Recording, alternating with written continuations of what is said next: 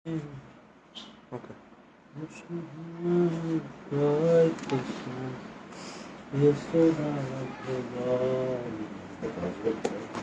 हरे ओम ज्ञान तिमिरन्धस्य ज्ञानंजन शलाकया चक्षुर्मिलितं तस्मै श्री गुरुवे नमः।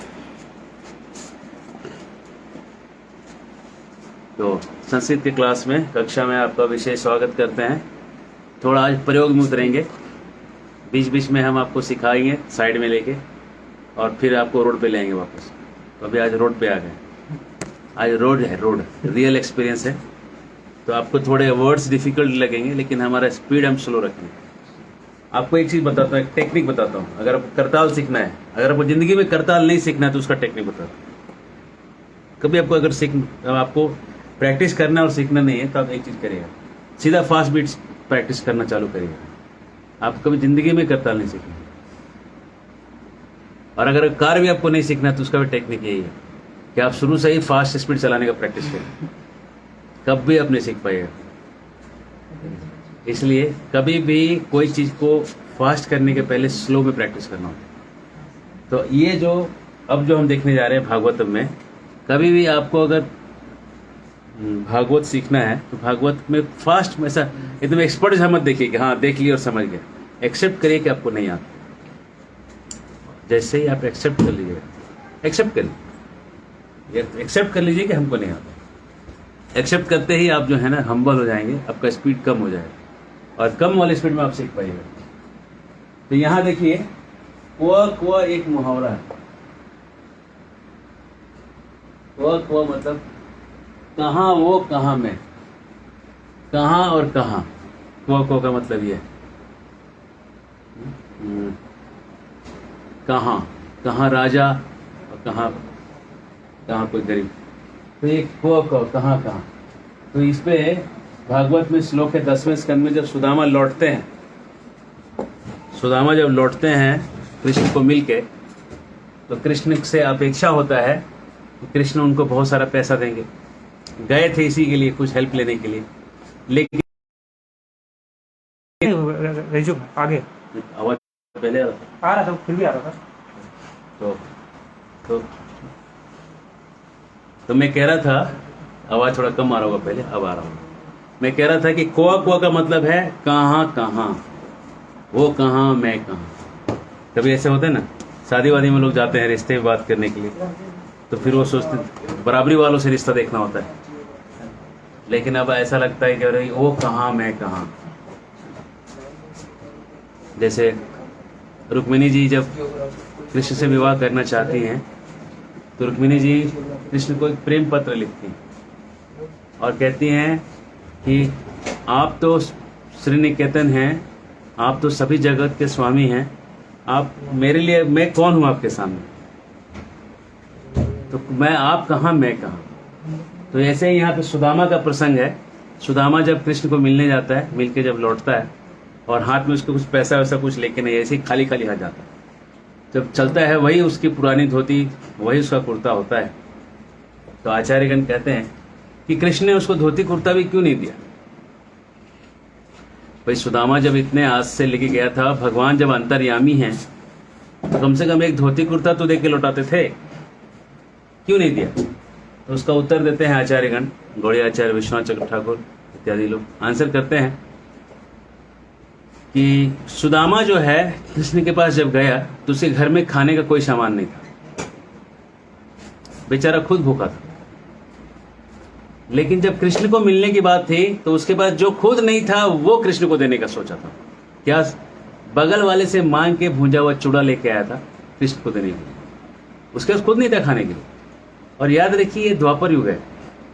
द्वापर युग का मतलब ये है, अभी भी आप, कलयुग चल रहा है, 5000 साल पार हो गए, अभी भी आप गांव में जाएंगे तो लोग चावल दाल सब्जी इतना दे देते हैं आज भी कि हमारा पूरा गुरुकुल में पूरा जब जन्माष्टमी होता है चावल भर जाता है।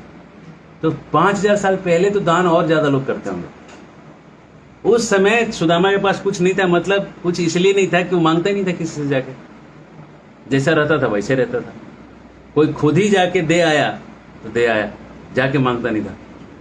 तो इसके पास दया योग से कुछ था नहीं, कुछ दिनों से कुछ नहीं था खाने के लिए, सब लोग भूखे थे घर में, है ना।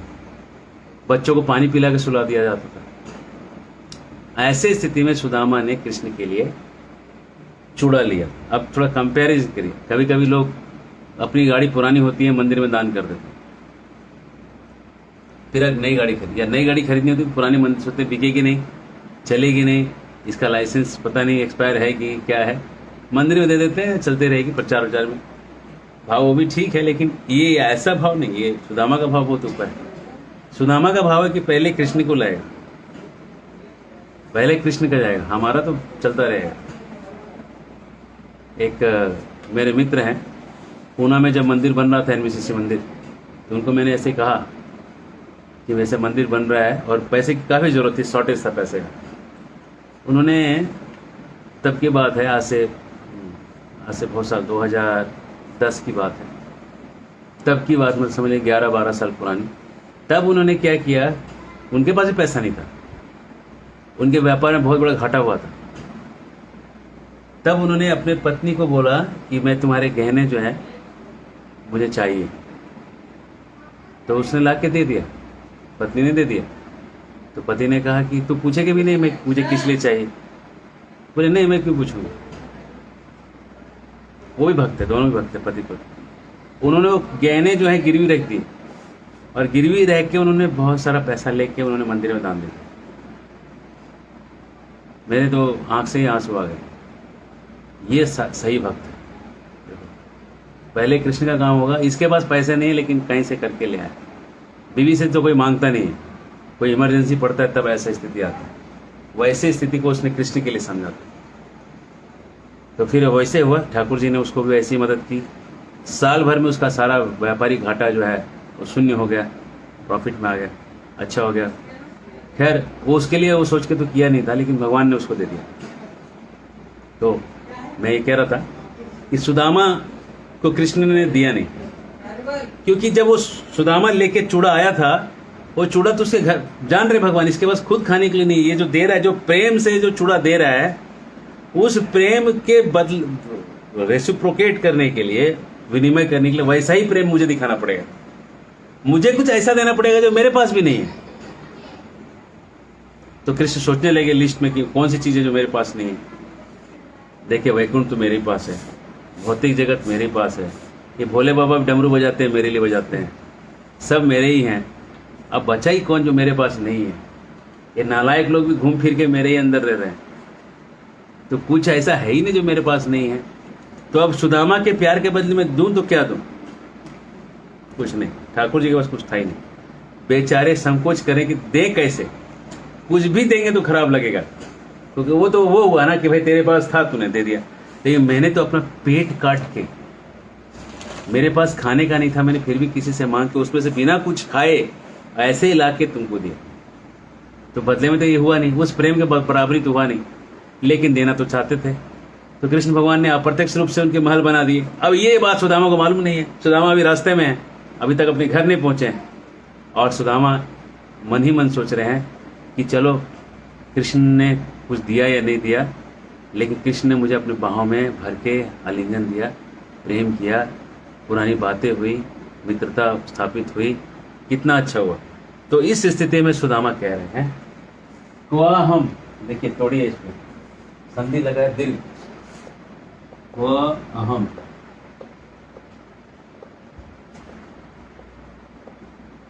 और अ जोड़ के आ हो गया, क्वा हम, क्वा अहम, कहा मैं दरिद्र पापियान,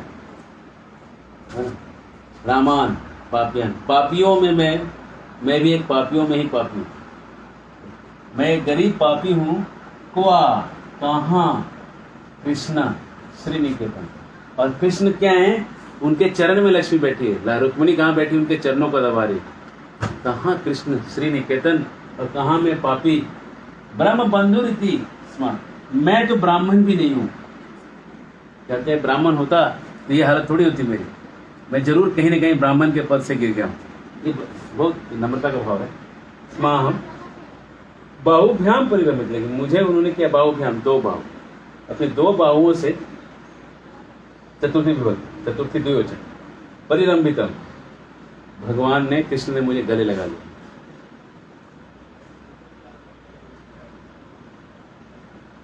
इसका मतलब देखिए कुआ का यूज आपको देखिए बहुत जगह आएगा इस तरह से।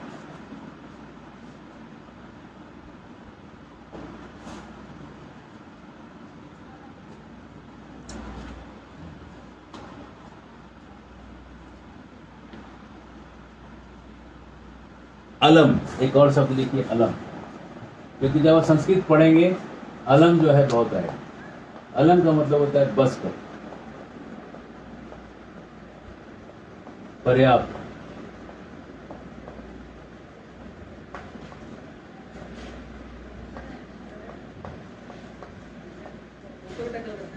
तो आप भागवत के चौथे स्कंद के 11वें अध्याय के 7वां श्लोक में देखिएगा, 4, 11, 7।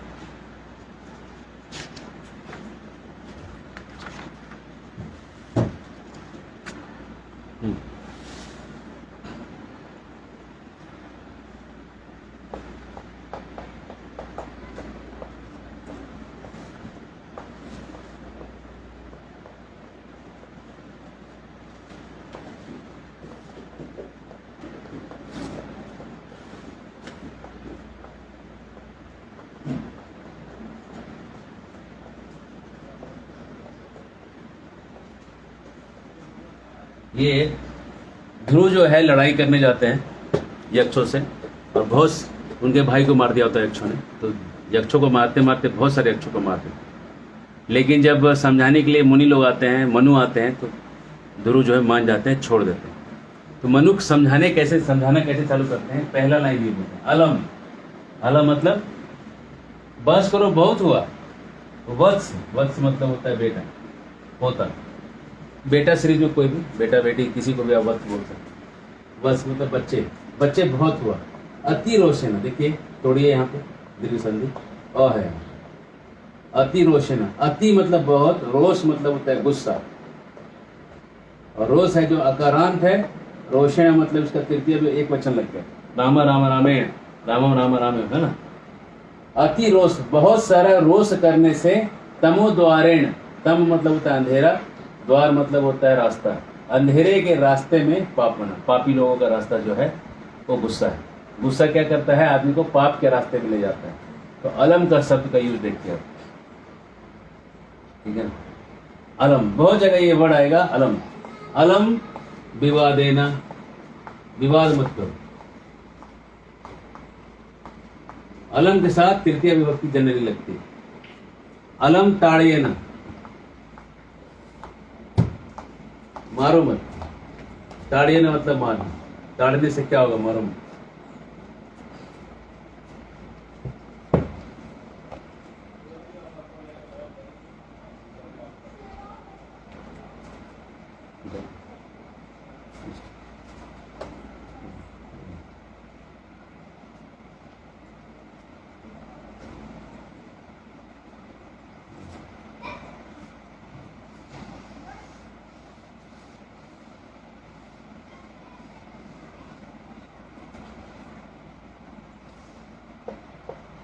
दूसरा शब्द सीखते हैं किम।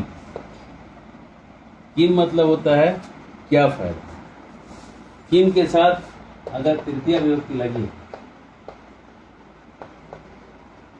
मतलब अर्थ निकलेगा क्या फायदा। What is the use.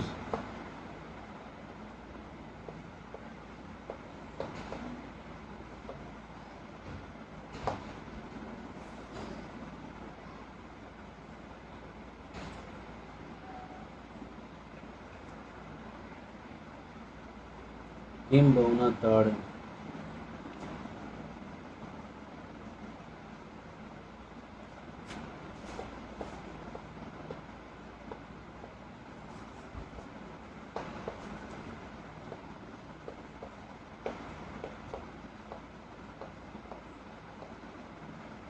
किम बहुना, क्या बहुत पीटने से क्या फायदा।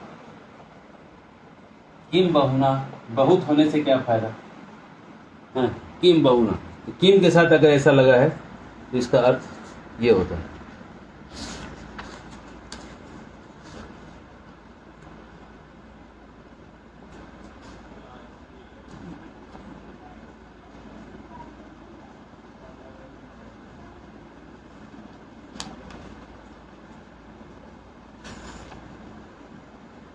रुचि जब वन आएगा, रुचि, रुचि के साथ चतुर्थी विभक्ति लगती है। जैसे मुझे लड्डू पसंद है ना, राम को लड्डू पसंद है, तो रामाय। मोदकम रोचते।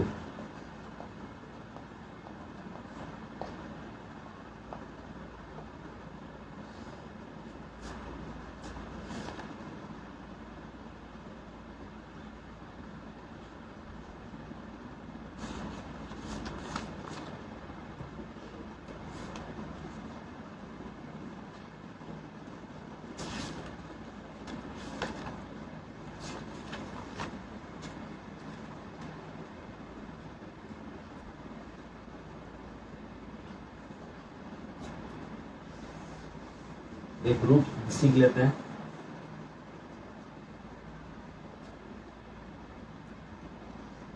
उकारांत नपुंसक लिंग।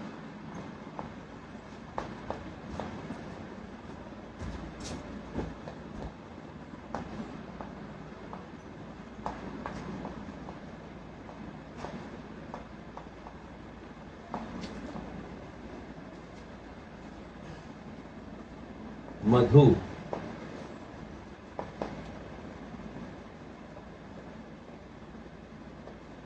मधुनी, मधुनी।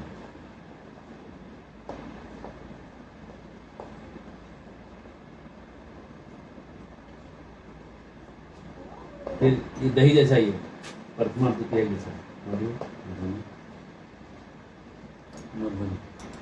सेम मधुना। देखिए एकदम राम जैसा ही चल रहा है, ना लग गया मतलब मधुभ्याम, एकदम वही है। मधुभ्याम मैंने खुद ही बोल दिया अपने से, मधु भी वही है। अब आप अपने से भी इसको निकाल सकते हैं। मधुवे, मधुने, मधुने, मधुभ्याम, मधुभ्य।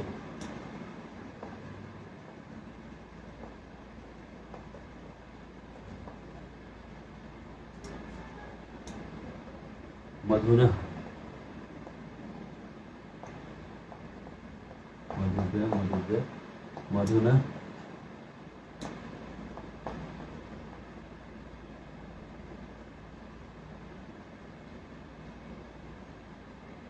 मधुनो,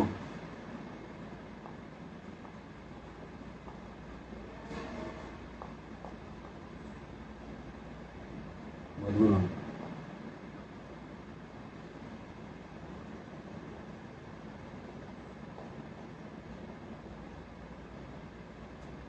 मधुनी,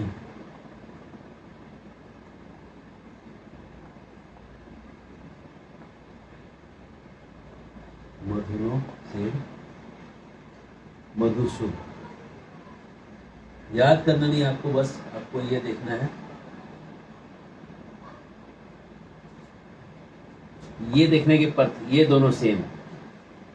ये तृतीय आप पहचान लेंगे, चतुर्थी भी आप पहचान लेंगे, सप्तमी भी आप पहचान लेंगे। ये मधुसु रामेशु सेम है, रामानाम मधुनाम सेम है। मोटा मोटी इसमें कुछ ज्यादा चीज डिफरेंस नहीं चाहिए, ठीक है। ये तृतीय बहुवचन एक राम अलग है राम से, बाकी एक जैसा ही है। थोड़ा थोड़ा आप प्रैक्टिस से सीख लेंगे। अब इसका यूज कहाँ आएगा सो देखिए। नपुंसक लिंग के उपरांत शब्द कौन से? वस्तु, वेद वास्तव वस्तु मत्र शिविदम तापोत्रयो न मूलनम। वेद वास्तव वस्तु, ये प्रथमा में लगा हुआ। अश्रु, अश्रु जो है नपुंसक लिंग है, उस मधु के साथ अश्रु, अश्रु, अश्रुणा, अश्रुणे, अश्रुणा, अश्रुणा, अश्रुनी, अश्रुनी, ऐसे रूप बनेगा। मधु तो हो ही गया। दारू, दारू मतलब पीने वाला दारू नहीं, संस्कृत में दारू का मतलब होता है लकड़ी। दारू ब्रह्म। श्री जगन्नाथ नीलाद्रि सिरो मुकुट रत्ना है, दारु ब्रह्म घन श्याम प्रसिद्ध पुरुषोत्तमा, तीर्थ यात्रा आदि महोत्सव मंडित। ये रूप गोस्वामी ने जगन्नाथ के 5 श्लोक लिखे हैं, बड़े सुंदर। अभी आप पढ़िएगा। दारू का मतलब दारू के रूप बनेंगे ऐसे, दारू से जगन्नाथ बने तो दारुणा हो जाएगा, है ना। दारू के लिए दारुणे, दारू से कुछ टूट के गिर गया तो दारुणा, दारू पे कुछ रखा है दारुणी, दारू ब्रह्म, ठीक है। दारू समश्रु, समश्रु मतलब दाढ़ी।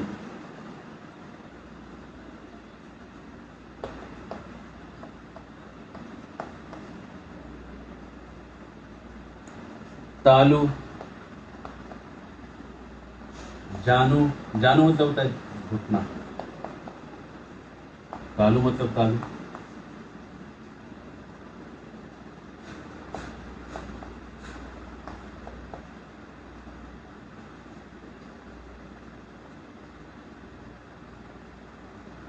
सानू,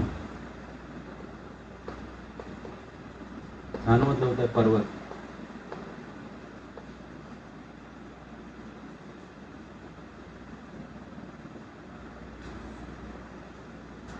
ये सब आपको बहुत लगने वाले शब्द हैं।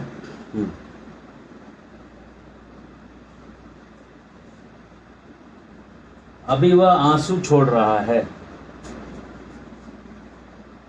अभी वह आंसुओं को छोड़ रहा है।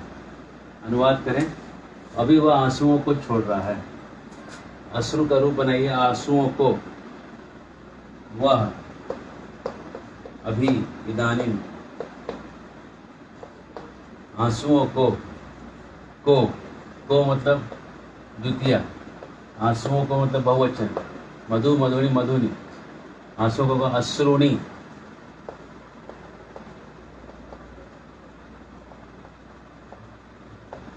मोचयति छोड़ना, गिरा रहा है, छोड़ रहा है।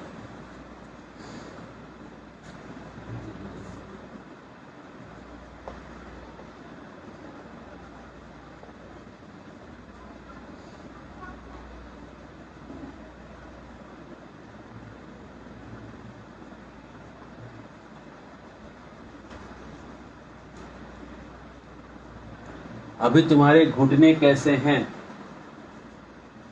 अभी तुम्हारे घुटने कैसे हैं। इदानीम तव घुटने कैसे हैं, कथम हैं अस्ति।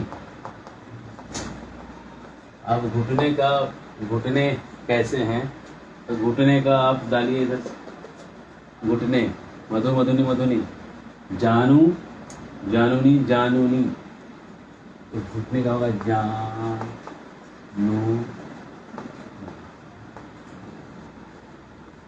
नहीं ये भी नहीं होता। घुटने बहुत क्यों होते, घुटने केवल 2 होते हैं, 2 वचन लगे, जानू। तुम्हारे दोनों घुटने कैसे हैं, ठीक है।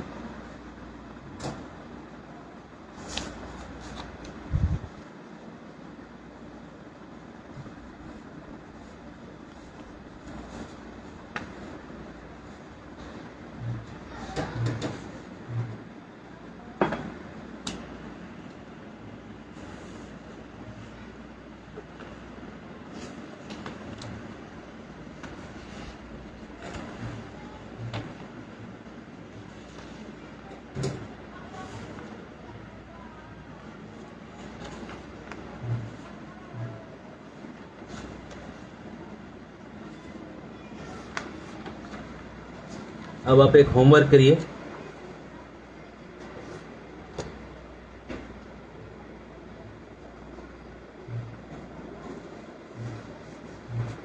त से अंत होने वाला टकारान, इनका शब्द रूप लिख के रखिएगा। लिखिए, जैसे पूरा शब्द रूप है वैसा मिल जाएगा, गूगल में मिल जाएगा आपको, ठीक है। त से अंत होने वाला टकारान, उदाहरण में है भगवत। भगवत में ट अंत है, इसलिए इसका प्रथमा बनता है भगवान।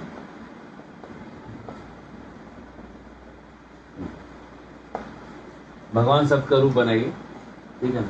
भगवत शब्द कैसा बनेगा वो रूप बनाइए, और इसके हम वर्ड्स अभी आपको लिखाते हैं।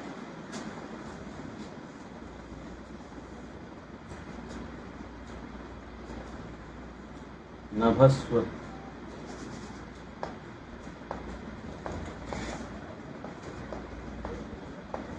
नभस्व मतलब वायु, द से अंत होने वाले शब्द हैं। धीमत मतलब बुद्धिमान, तो रूप चलेगा भगवान धीमान।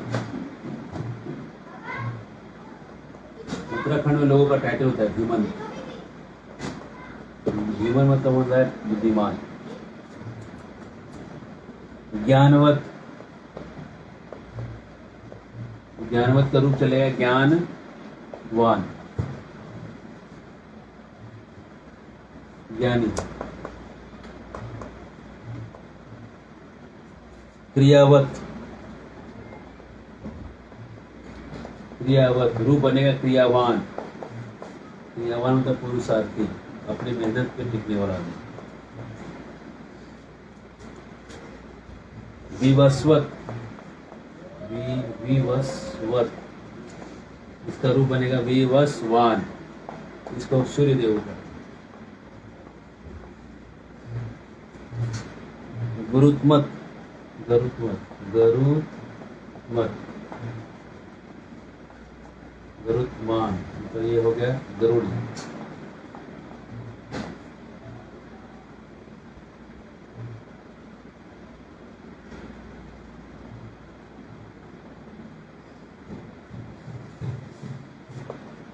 राजनवत, उत्तम राजा का चलाया हुआ।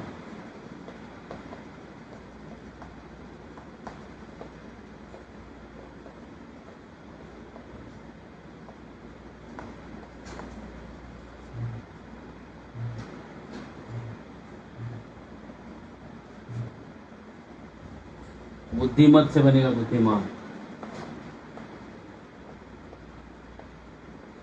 एक तो सब बुद्धिमत है, रूप बनेगा तो बुद्धिमान बन जाएगा।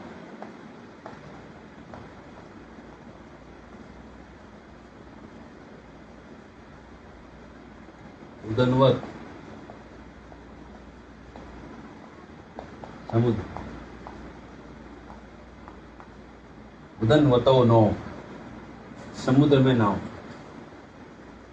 ये 7वें स्कंद में प्रहलाद महाराज कहते हैं कि जो समुद्र में नाव है उसको बचाने कौन जाएगा। आत्मवत,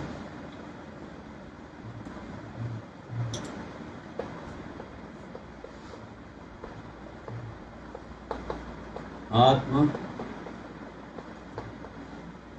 ज्ञान या शक्ति से युक्त व्यक्ति।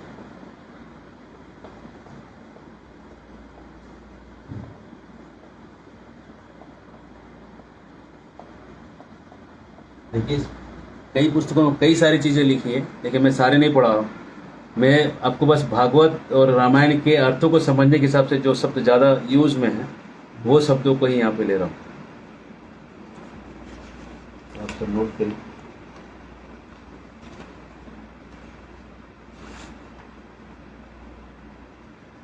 महत, महत से बनेगा महान। सारे का रूप त से चलेगा, तो त का रूप आप नोट करें और त का रूप नोट करके याद करें। डिफरेंस देखिए, याद भी नहीं करना, केवल डिफरेंस देखिए। और कल हम इसको चर्चा करेंगे त के रूपों का। हरे कृष्णा। तो आज यहीं रखेंगे। आज एकादशी है, इंदिरा एकादशी। इंदिरा एकादशी की महिमा ऐसी है कि अगर आप इसमें एकादशी का व्रत ठीक से करें और रात को जागरण करें, जाप करें ज़्यादा से ज़्यादा, और कल सुबह ब्राह्मणों को भोजन कराएं, वैष्णव को भोजन कराएं, फिर प्रसाद पाएं। इसका बहुत, आपके जो पितरों को, पितृपक्ष में चल रहा है, आपके पितरों का उद्धार होगा इससे। अगर पितरों में कहीं किसी ने गलती से कुछ ऐसे कार्य किए हों कि पितरों को कुछ कष्ट का सामना करना पड़े, या पितर अगर यमलोक में हैं या कहीं पे दुष्ट कहीं पे ऐसे स्थान पे हैं जहाँ पे तकलीफ है, तो आपके एकादशी करने से उनको जो है, अगर आप वो दान उन पे छोड़ेंगे, आज के दिन विशेष करेंगे, तो पितरों का उद्धार होता है। तो करिए, ज़्यादा से ज़्यादा जप करिए, और जहाँ तक हो सके कम से कम शाम तक निर्जल हो सके तो निर्जल करिए। हरे कृष्ण। बहुत बहुत धन्यवाद। भगवत की जय।